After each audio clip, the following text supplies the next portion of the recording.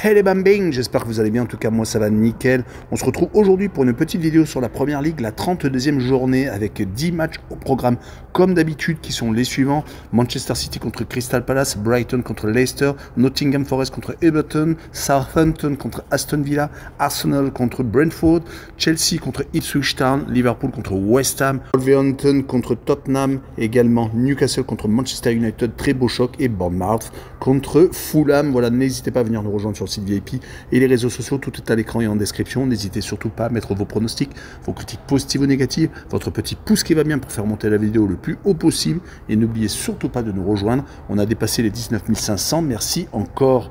On jette un coup d'œil au classement où Liverpool est en tête avec 73 points, deuxième Arsenal avec 62, donc 11 points d'écart entre les deux formations, troisième Nottingham avec 57, quatrième Chelsea avec 53 et cinquième Newcastle avec également 53 unités. La lutte pour la troisième place va vraiment être très acharnée. En tout cas, les trois derniers sont Ipswich Town, 18e et 20 points, 19e Leicester avec 17 unités, et dernier est relégué déjà Southampton avec 10 points, 22 points d'écart avec le 17e, alors qu'il ne reste plus que 21 points à distribuer. Voilà, je voudrais juste vous prévenir, je suis dans une école, donc s'il y a des bruits extérieurs qui se joignent à nous, eh ben écoutez, désolé, en tout cas, je n'ai pas le choix, sinon je ne pourrais pas faire la vidéo. Et on attaque par Manchester City contre Crystal Palace, le 6e contre le 11e, 9 points d'écart entre les deux formations.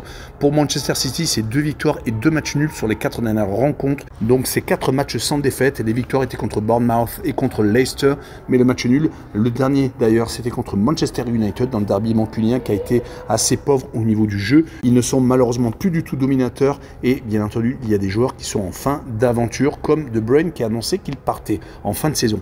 Du côté de Crystal Palace, donc une 11e place, 7 victoires en nul et 2 défaites sur les 10 dernières rencontres. Ils ont battu par exemple Aston Villa, Brighton ou Manchester United. Ils sont sur 10 matchs sans défaite à l'extérieur, mais par contre ils sont quand même beaucoup plus faibles à la maison. Mais sur ce match là, je verrais bien un but partout entre les deux équipes, avec les deux équipes qui marquent, et une cote à 1,59. Vous aurez compris, j'ai changé d'endroit. Il y avait trop de bruit, je suis retourné dans ma voiture. En tout cas, on continue avec Brighton contre Leicester. Brighton est 9e alors que Leicester est 19e, 30 points d'écart entre les deux formations. Brighton reste sur 4 matchs sans victoire, mais 2 défaites consécutives en Première Ligue. Ils avaient pourtant enchaîné une belle série juste avant donc ces 4 matchs sans victoire. 6 victoires consécutives du 8 février au 8 mars. Ils vont jouer contre Leicester qui est sur 9 défaites consécutives, qui est en totale chute libre, qui est quasiment relégué et qui n'ont surtout marqué qu'un seul petit but sur cette période. En tout cas, pour moi, je verrai une victoire 2-0 de Brighton avec les Seagulls et un handicap moins 1,5 but sur le match, donc il faut qu'il y ait 2 buts d'écart, et une cote à 1,82. On enchaîne avec Nottingham Forest contre Everton, le 3e contre le 15e, 22 points d'écart entre les deux formations. Nottingham est toujours dans la bagarre pour la Champions League, ils sont actuellement sur le podium. Ils viennent de perdre à Aston Villa le week-end dernier, pourtant depuis le 23 février, ils n'avaient pas connu la défaite. Ils sont encore en FA Cup où ils joueront une demi-finale contre Manchester City. Ils vont jouer contre Everton qui est quasiment sauvé, 15 points d'avance sur le 18e, 2 défaites seulement sur les 10 dernières rencontres. C'est assez rare pour le souligner, Everton ne va pas se battre jusqu'au bout pour se sauver, mais par contre ils ont fait quand même 6 nuls sur les 10 dernières rencontres où ils ont accroché Arsenal, Liverpool et Manchester United. Sur ce match là, je vois un but partout avec le home no bet et le match nul remboursé sur victoire de Nottingham Forest à la maison et une cote à 1,77. On enchaîne avec Southampton contre Aston Villa, le 20e contre le 7e, 41 points d'écart entre les deux équipes. Dernier avec 22 points d'écart sur le 17e. Southampton est relégué en Championship, malheureusement un an après être remonté en Première Ligue. Ils sont avec une victoire, un nul et 8 défaites, vraiment très mal en points sur les 10 dernières rencontres de Première Ligue. Ils ont vraiment une défense en perdition. Ils vont jouer contre Aston Villa, qui a gagné 4 fois sur les 5 derniers matchs de Première Ligue, qui avait une grosse dynamique, qui s'est totalement arrêtée à Paris, où ils ont perdu 3-1 en quart de finale de la C1. Ils sont très mal partis, mais que 2 buts de retard. Espérons pour eux, mais je vois quand même les Parisiens au-dessus. En tout cas, sur cette rencontre, je vois une victoire d'Aston Villa 2-0, avec Aston Villa qui marque le plus de 1,5 but sur le match, une cote à 1,54. On poursuit avec Arsenal contre Brentford, le second contre le 12e, 20 points d'écart entre les deux formations, invaincus depuis 8 matchs, toutes compétitions confondues. Les Gunners ont tout de même 11 points de retard sur Liverpool qui est leader. Cela va être compliqué, surtout qu'ils ont 5 victoires, 4 nuls et une défaite sur les 10 dernières rencontres. Beaucoup beaucoup trop donc d'accros. Cela va être dur de combler le retard. Ils ont tout de même fait une grosse perf en quart de finale aller en C1, battant 3-0 le Real avec 2 coups francs magnifiques de Rice. Les demi-finales sont-elles en vue? Je pense qu'il y a quand même des chances. Ils vont jouer contre Brentford qui a eu des résultats moyens ces derniers temps. Une victoire, 2 nuls et 2 défaites sur les 5 dernières rencontres de Première Ligue. Mais ils avaient surtout réussi de très belles perfs à l'extérieur. 5 victoires consécutives à l'extérieur. Puis ils viennent de perdre à Newcastle 2-1.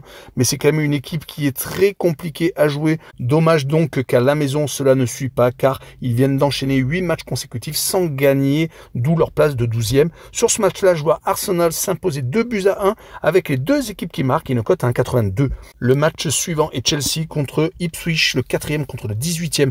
33 points d'écart entre les deux formations. Chelsea va beaucoup mieux depuis le 25 février. 6 victoires nulles et une défaite, toutes compétitions confondues. Ils sont revenus à la 4e place, mais ils sont surtout avec 2 pieds quasiment en demi-finale de la C3 car ils ont gagné 3-0 à l'extérieur au Legia Varsovie. Rappelons tout de même qu'ils sont le grand favori de cette compétition. Ils vont jouer contre Ipswich Town qui est en sursis 18e, 12 points de retard sur le 17e. Il y a encore 21 points à distribuer. Il va falloir faire un parcours sans faute avec une victoire nulle et 8 défaites sur les 10 derniers matchs de Première Ligue. C'est beaucoup trop peu, mais à l'extérieur, ils ont fait quelques coups avec 3 victoires quand même sur les 10 derniers déplacements. Mais je verrai quand même Chelsea s'imposer 2-0 sur cette rencontre avec les deux équipes qui ne marquent pas. Et une cote assez intéressante à 1,94 car rappelons, les 4 dernières réceptions des Blues se sont terminées par 0 but encaissé. On continue avec Liverpool contre West Ham, le premier contre le 16e, 38 points d'écart entre les deux formations. Les Reds sont essoufflés, ils n'y arrivent plus. 3 défaites sur les 4 derniers matchs, toutes compétitions confondues. Un revers en finale de la League Cup contre Newcastle, une défaite en C1 contre le Paris Saint-Germain en 8e de finale, même s'ils avaient gagné le match aller, mais ça avait été un énorme vol. Ils ont perdu au penalty donc lors du match retour à la maison. En plus, ils ont également été battus à Fulham le week-end dernier, 3-2. Heureusement qu'ils avaient beaucoup d'avance sur les Gunners car ils ont actuellement 11 points et que d'ailleurs Arsenal ne fait pas une grosse série. Ils vont jouer contre West Ham qui est sur 4 matchs sans victoire. Heureusement qu'ils ont 15 points d'avance également sur le 18e. Très mauvaise saison des Hammers avec 2 victoires sur les 10 derniers matchs de championnat. Donc sur ce match-là, je vois une victoire de Liverpool 1-0 seulement avec le moins de 3,5 buts sur le match et une cote à 1,61. On continue avec Wolverhampton contre Tottenham, le 17e contre le 14e, une rencontre de deuxième partie de tableau, 5 points d'écart seulement entre les deux formations. Wolverhampton reste sur 3 victoires consécutives, le réveil au bon moment, car maintenant ils ont 12 points d'avance sur le 17e. Ils ont réussi à s'imposer contre 2 équipes en difficulté qui sont relégables, Ipswich, Southampton le relégué et West Ham. Cela fait vraiment du bien, c'est vraiment au bon moment comme je viens de le dire. Tottenham de son côté est encore en train d'essayer de sauver sa saison avec la C3. Il vient tout de même de se faire accrocher à la maison par Francfort lors du quart de finale aller. Il faudra donc s'imposer au match retour ou gagner au penalty. Par contre, en Première Ligue, c'est plus que médiocre avec une victoire seulement sur les 5 dernières rencontres et surtout 3 défaites contre City, Fulham et contre Chelsea. Ils ne sont vraiment pas dans leur assiette cette saison. En tout cas, sur ce match-là, je vois Wolverhampton s'imposer 2-1 et continuer sur sa lancée avec le draw no bet et le pari remboursé 6 matchs nuls et une cote à 1,63. L'avant-dernière rencontre sera un des classiques Newcastle contre Manchester United, le 5e contre le 13e, 15 points d'écart entre les deux formations. Newcastle est sur un nuage depuis leur victoire en League Cup contre Liverpool 2-1. Les Magpies restent sur 4 victoires consécutives. Ils visent la C1 via le championnat. Ils ne sont pas si loin que ça d'ailleurs car ils sont à égalité avec Chelsea qui est pour l'instant 4e. Ils vont jouer contre Manchester United qui a totalement une saison loupée, surtout en Première Ligue car ils sont sur 3 matchs actuellement sans victoire, même s'ils ont fait 0-0 contre Manchester City. C'est un des seuls points positifs. Le deuxième peut-être point positif, c'est ce quart de finale de C3 qui joue actuellement contre Lyon lors du match aller. Ils viennent d'accrocher les Lyonnais 2 buts partout au stade Gerland. Ils vont espérer bien entendu retourner la situation. Mais sur ce match-là contre Newcastle, je les vois perdre 3-0 avec les Magpies qui marquent le plus de 1,5 but sur le match et une cote à 1,60. Et on finira avec Bournemouth contre Fulham, le 8e qui se déplace chez le 10e. Il y a 3 points d'écart entre les deux formations. Bournemouth ne s'en sort plus depuis 5 rencontres, toutes compétitions confondues, 3 défaites, toutes à domicile et 2 matchs nuls à Tottenham et à West Ham. Mais en Première Ligue, c'est surtout 6 matchs sans victoire consécutive. Donc attention car C'était vraiment une bonne saison quand même pour cette équipe qui était plutôt destinée à la descente. Ils vont jouer contre Fulham qui de son côté a 5 points de retard sur le 5e. Les Cottagers peuvent accrocher une Coupe d'Europe avec 6 victoires et 4 défaites sur les 10 derniers matchs de Première Ligue. C'est tout à fait possible. Rappelons tout de même qu'ils ont battu depuis fin janvier Liverpool, Newcastle, Nottingham Forest et Tottenham. Sur ce match-là, je verrai une victoire de Fulham à l'extérieur, 2-1 et je verrai la double chance N2 avec une cote 1,79. Voilà, on en a fini avec cette vidéo. Merci de m'avoir écouté. Ciao les mambing!